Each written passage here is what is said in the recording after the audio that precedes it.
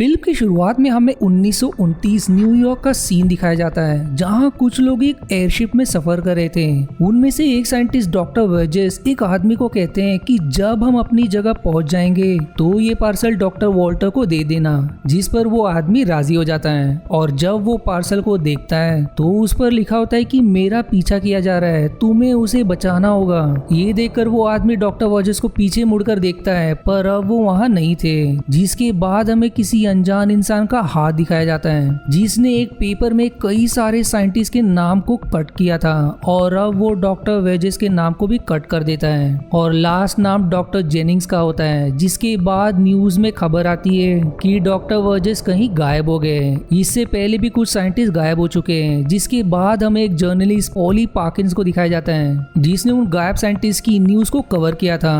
तभी पॉली के पास एक पार्सल आता है, जिसमें एक किताब थी, जिसमें लिखा था कि मैं जानती हूँ कि अगला कौन गायब होगा। यदि तुम्हें इसे जानना है तो शाम को 6 बजे इस पते पर मिलो। पॉली अब उस पते पर पहुंचती है, जहां उसे डॉक्टर जेनिंग्स मिलते हैं, जिन्होंने पॉली को पार्सल दिया था।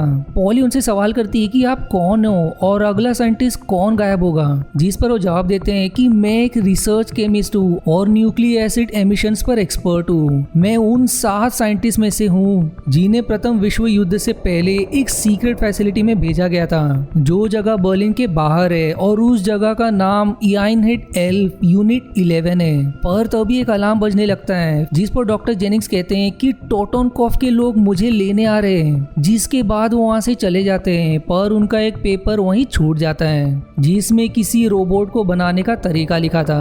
पर तभी आकाश से कई सारे रोबोट्स आने लगते हैं, और रेडियो पर बताया जाता है कि पूरे न्यूयॉर्क शहर को खाली किया जा रहा है, सभी पूर्व नदी के पास जाए। पॉली अब एक फोन बूथ से सीनियर को कॉल करती है कि आप डॉक्टर जेनिंग्स और टोटनकॉफ के बारे में जानकारी निकालें। पर तभी वहाँ रोबोट्स आने लगते हैं, जिसके कारण पॉली वहाँ से भाग जाती है। रोबोट्स पूरे शहर में घुसकर अब तबाही मचाने लगते हैं। फिर तभी स्काई कैप्टन जो को बुलाया जाता है, जो एक फाइटर जेट से रोबोट्स पर टूट पड़ती है, जिसमें वो एक रोबोट को ढेर करने में सफल हो जाती है। जिसके बाद सारे रोबोट्स वहाँ से उड़कर चले जाते हैं। खबर में अब बताया जाता है कि ये हमला सिर्फ न्यूयॉर्क सिटी में नहीं, बल्कि सारी दुनिया के अलग अलग हिस्से में हुआ है, और सभी जगह की सरकार अब एयरफोर्स की मदद ले रही है, ताकि वो जान सके कि ऐसा कौन कर रहा है। दूसरी तरफ जो उस मरे हुए रोबोट को लेकर अपने दोस्त डेक्स के पास जाता है, जो एक फ्रीक्वेंसी दिखाकर कहता है कि इस फ्रीक्वेंसी से शायद रोबोट्स को कंट्रोल किया जाता है। जो कहता है कि यदि ये फ्रीक्वेंसी फिर से आई तो तुम पता लगाने की कोशिश करना कि ये कहां से आ रही है। अब जो अपने केबिन में जाता है, जहां पॉली होती है, जिसे देखकर जो गुस्सा हो जाता है, क्योंकि पॉली जो की पत्नी थी, पर उसने उसे छोड़ दिया। तभी वहाँ डेक्स भी आता है। पॉली उन्हें डॉक्टर जेनिंग्स का पेपर दिखाती है, जिसे देखकर जो सवाल करता है कि ये तुम्हें कहाँ से मिला। पॉली बताती है कि जहाँ से आया है वहाँ और भी होंगे। तभी डेक्स पॉली को एक जगह लाता है, जहाँ कई सारे रोबोट्स होते हैं। डेक्स कहता है कि ये 3 साल पहले से दिखाई दे रहे हैं। हमने इसे अभी तक लोगों से छुपा कर रखा है। इन्हें जो चाहिए वो ये लेकर चले जाते हैं। 3 साल से हम पता लगा रहे हैं कि इन्हें कौन भेज रहा है। जिस पर पॉली कहता है कि डॉक्टर जेनिंग्स ने कहा था कि उन्हें लेने टोटनकॉफ के लोग आ रहे हैं। मैंने उसकी जानकारी निकाली, पर बस इतना पता लगा कि वो बर्लिन के बाहर रहता है। पॉली अब जो को फिर से उसका साथ देने को कहती है, ताकि इन सब के पीछे कौन है इसका पता लगाया जा सके। जिस पर अब जो पॉली का साथ देने के लिए राजी हो जाता है। वो दोनों अब डॉक्टर जेनिंग्स के लैब आते हैं, जहाँ उन्हें एक छोटे कांच के अंदर एक हाथी मिलता है। और तभी वहाँ डॉक्टर जेनिंग्स आकर उनसे कहते हैं कि तुम्हें उसे रोकना होगा, क्योंकि उनकी हालत एकदम गंभीर है। वहाँ कोई लड़की भी होती है, और जब जो उसे पकड़ने जाता है तो उस लड़की में मानो कोई शक्ति हो, वो जो पर हमला करके वहाँ से भाग निकलती है। दूसरी तरफ डॉक्टर जेनिंग्स पॉली को कहते हैं कि यदि टोटनकॉफ ने इन्हें ढूंढ लिया तो सारी दुनिया बर्बाद हो जाएगी, और ये कहकर वो अपना दम तोड़ देते हैं। उनके मरने के बाद पॉली को उनके हाथ में से 2 शीशे मिलती है। तभी वो जो कहता है कि उसे डॉक्टर जेनिंग्स का बैग मिला। पॉली उन शीशे को जो से छिपा कर रखती है, और जो को कहती है कि उन्होंने ये बैग उस समय भी लिया था जब मैं उनसे मिली थी। और फिर तभी वहाँ फिर से अलार्म बजने लगता, और वो दोनों वहाँ से भागकर जो के बेस पर आते हैं। और उनके बेस पर भी रोबोटिक पक्षियों का हमला हो जाता है। जो और पोली फाइटर जेट में बैठकर उनसे कई देर तक लड़ते हैं। दूसरी तरफ डेक्स को फिर से सिग्नल आता है। डेक्स अब जो को कहता है कि उन्हें मारना नहीं, उनमें से एक से हमें सिग्नल मिल रहा है, तुम्हें उन सभी का पीछा करना होगा। पर तभी एक पक्षी में से बिजली निकल रही होती है, जिससे जो समझ जाता है कि ये वही है और वो तुरंत उसी का पीछा करने लगता है। दूसरी तरफ डेक्स पता लगाने की कोशिश करता है कि ये सिग्नल कहाँ से आ रहे हैं और वो उसका पता अंत में लगा भी लेता है कि तभी वहां भी हमला हो जाता है और वहां दो अजीब रोबोट प्रकट होते हैं। डेक्स अब उनके खिलाफ लड़ाई में एक को मारने में सफल रहता है, पर दूसरा उसे अंत में धर लेता है और तभी वहां वही लड़की आती है जिसने जो पर हमला किया था। पर डेक्स नक्शे के उस टुकड़े को अपने पास रख लेता है जहां उसने मार्क किया था। दूसरी तरफ जो उन पक्षियों से बचने के लिए अपनी जेट को पानी में गिरा देता है। जो कि जेट इतनी एडवांस होती है कि वो पानी के भीतर भी सर्वाइव कर सकती है। पानी से निकलने के बाद वो अपने बेस पर आते हैं, पर अब तक बेस एकदम बर्बाद हो चुका था। वो अब डेक्स को ढूंढने लगते हैं, पर उन्हें वो कहीं दिखाई नहीं देता। पर तभी वहाँ वही अजीब रोबोट्स दिखाई देते हैं जो को पकड़ लेते हैं, पर जो कैसे तो उनसे बचकर उन्हें शूट करने लगता है। उन पर अंधाधुंध गोलियां बरसाने लगता है, जिसके बाद वो सभी वहाँ से डेक्स को लेकर चले जाते हैं। पर तभी उन्हें डेक्स का निशान लगाया हुआ नक्शा मिलता है और वो दोनों उस जगह के लिए तुरंत निकल जाते हैं। रास्ते में पॉली डॉक्टर जेनिंग्स का बैग चेक करती है, जिसमें उसे एक जर्नल मिलती है जिसमें लिखा होता है कि टॉटनक्रॉफ्ट ने 12 साल की आयु में एक रोबोट का पैटर्न बनाया, जिस आविष्कार के लिए उसे इनाम मिला, और 17 साल की आयु में 2 डॉक्टर की डिग्री पाई। और उनके गायब होने से 1 साल बाद अफवाह फैलने लगी कि टॉटनक्रॉफ्ट ने अपना काम शुरू कर दिया है, जिससे दुनिया की तबाही होगी। उन्हें ढूंढने की कोशिश अभी तक सफल नहीं हुई। उनके साथियों के बारे में भी कोई नहीं जानता।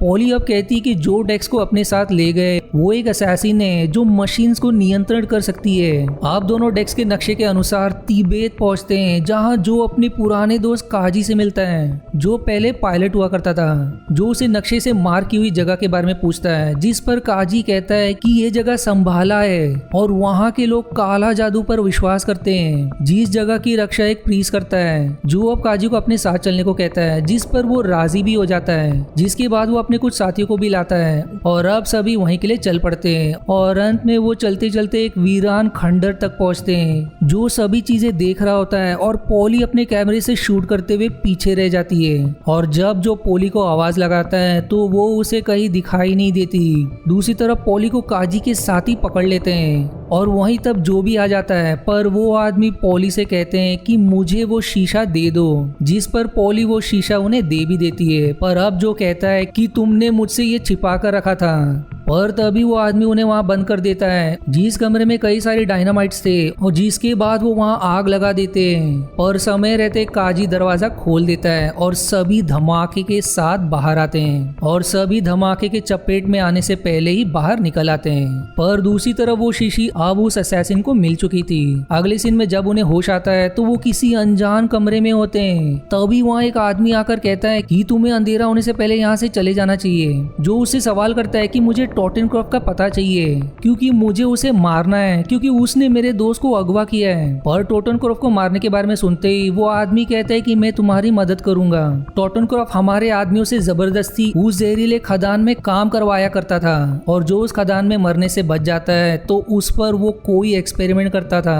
पर अब टॉटनक्रॉफ्ट कहाँ चला गया मुझे नहीं मालूम। जिसके बाद वो उन्हें एक आदमी के पास ले जाता है जो टॉटनक्रॉफ्ट के एक्सपेरिमेंट के बाद भी जीवित था। उस आदमी की हालत एकदम खराब होती है, जो उससे टॉटनक्रॉफ्ट का पता पूछता है, जिस पर वो आदमी उन्हें अपना एक डंडा देता है और कहता है कि तुम राना के जरिए टॉटनक्रॉफ्ट तक पहुंच जाओगे। आप जो और पॉली अपने जेट से जा रहे होते हैं कि तभी जो आता है कि राना एक तारा है। पुराने जमाने के लोग तारों का प्रयोग करते थे दिशा बताने के लिए। जो राना तारे की मदद से उस जगह का पता लगा लेता है कि टॉटनक्रॉफ्ट कहाँ है, पर उसके वहां पहुंचने से पहले ही उसका फ्यूल खत्म हो जाता है, जिसके कारण वो फ्रैंकी से मिलने जाता है, जो एक एयर स्ट्रिप में थी। जो फ्रैंकी से मदद मांगता है कि उसे एक आइलैंड जाना है, पर तभी वहाँ टॉटनक्रॉफ्ट के मशीनों से हमला होने लगता है। जो देखकर फ्रैंकी कहती है कि हम तुम्हारी मदद नहीं कर सकते।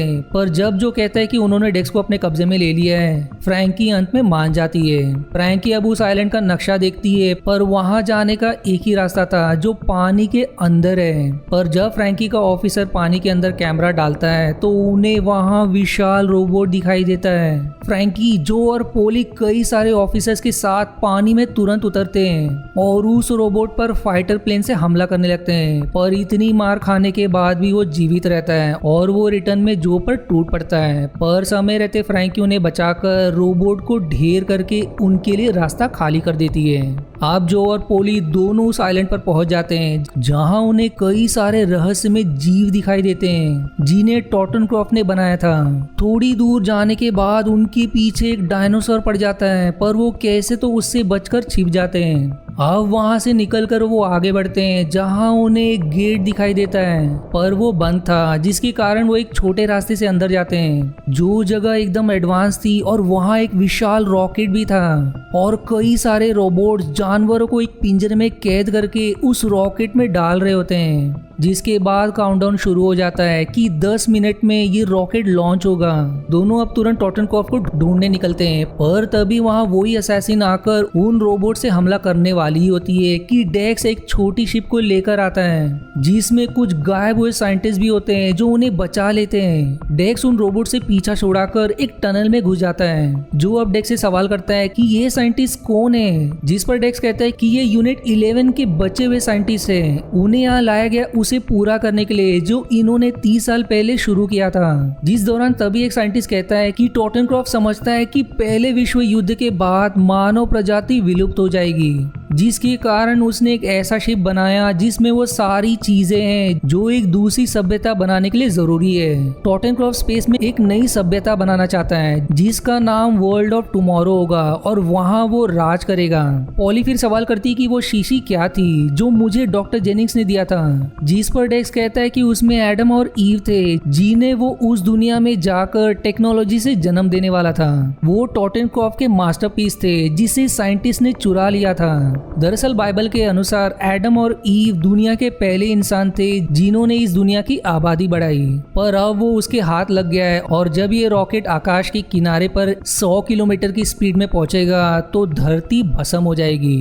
अब वो सभी प्लेन से उतरकर एक कमरे की तरफ आते हैं जहां टॉटनक्रॉफ्ट रहता है, पर कमरे के बाहर रोबोट्स होते हैं जिन्हें जो गन से ढेर कर देता है। पर एक साइंटिस्ट जैसे ही उस दरवाजे के पास जाते हैं उसे जोर का शॉक लगता है और वो वहीं ढेर हो जाता है। जिसके बाद वहां टॉटनक्रॉफ्ट का होलोग्राम आकर कहता है कि तुम सब यहाँ क्यों आए हो, और डेक्स उसकी वायर निकाल देता है जिसकी वजह से होलोग्राम भी गायब हो जाता है। सभी अब अंदर प्रवेश करते हैं जहां उन्हें टॉटनक्रॉफ्ट की लाश मिलती है और उसकी जर्नल से उन्हें एक शॉकिंग जानकारी का पता चलता है कि टॉटनक्रॉफ्ट तो आज से 20 साल पहले ही मर गया था, पर उसने अपने मशीनों को ऐसे प्रोग्राम किया था कि उसके मरने के बाद भी उसके मशीन अपना काम करते रहेंगे। जो अब डेक्स से सवाल करता है कि हम इसे कैसे रोक सकते हैं कि जब ये रॉकेट अपनी उड़ान भरेगा तो हमें इसे 100 किलोमीटर की स्पीड पकड़ने से पहले ही इसके मेन वायर को काटना होगा, जिससे धमाके के कारण ये रॉकेट बर्बाद हो जाएगा। पर तुम्हारे पास उतना समय नहीं रहेगा कि तुम रॉकेट से बाहर आ सको। पर जो वहां जाने का तय करता है, पर रास्ते में उसे वही असैसिन मिलती है और दोनों में लंबी लड़ाई छिड़ जाती है। दूसरी तरफ डेक्स और बाकी वहां से जाने के लिए निकलते हैं, पर पॉली वहां से भागकर जो के पास आ जाती है और उस असैसिन की जान लेकर उसे वहीं ढेर कर देती है, जिससे उसका सिस्टम बंद हो जाता है, यानी कि वो भी एक रोबोट थी। अब रॉकेट लॉन्च होने ही वाला होता है कि जो और पोली दोनों रॉकेट में चढ़ जाते हैं। पोली तुरंत उन सभी जानवरों को खोल देती है, जिससे सभी जानवर उस रॉकेट से पैराशूट की मदद से नीचे आने लगते हैं। दूसरी तरफ जब जो वायर काटने वाला होता है कि तभी वो असैसिन फिर से रिकवर हो जाती है और अब बस कुछ सेकंड्स में रॉकेट 100 किलोमीटर की गति पकड़ने वाला था, पर जो उसे उसके ही गन से ढेर करने में सफल हो जाता है और उसी गन से सारी वायर को शॉक देता है, जिसके कारण रॉकेट 100 किलोमीटर की गति पकड़ने से पहले ही ब्लास्ट हो जाता है और जो और पोली एक पैराशूट की मदद से नीचे आ जाते हैं। पोली के पास जो कैमरा होता है उसमें बस सिर्फ एक शॉट बची होती है जिससे वो जो की फोटो लेती है, पर जो कहता है कि तुमने अपनी आखिरी शॉट में लेंस का कैप ही नहीं हटाया, और ये फनी लाइन कहते ही ये मूवी इसे हैप्पी एंडिंग के साथ समाप्त हो जाती है। आशा है आपको मेरी एक्सप्लेनेशन पसंद आई। यदि हाँ तो प्लीज वीडियो को लाइक करना और चैनल को सब्सक्राइब करके सपोर्ट करना ना भूलें। मिलते हैं अगले एक्सप्लेनेशन वीडियो में, तब तक के लिए धन्यवाद दोस्तों।